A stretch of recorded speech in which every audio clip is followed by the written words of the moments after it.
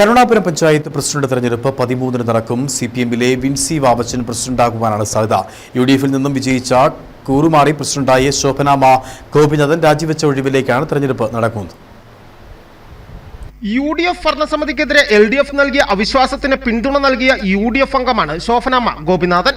ഏതാനും മാസങ്ങൾക്കുള്ളിൽ തദ്ദേശ സ്വയംഭരണ സ്ഥാപനങ്ങളിലേക്ക് തെരഞ്ഞെടുപ്പ് നടക്കാനിരിക്കെ ഏറെ അപ്രതീക്ഷിതമായാണ് മുൻ പ്രസിഡന്റ് രാജി നൽകിയത്.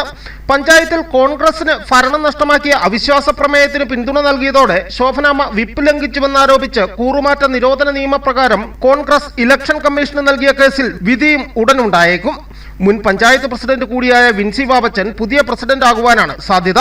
4 വനിതാ അംഗങ്ങളാണ് പഞ്ചായത്തിൽ LDF-നുള്ളത്. ഇതിലൊരാൾ panchayat vice പ്രസിഡന്റുമാണ്.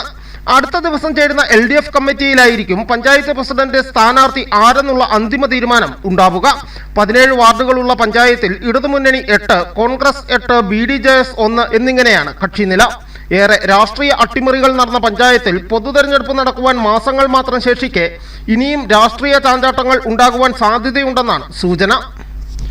News bureau, Udumbanchola.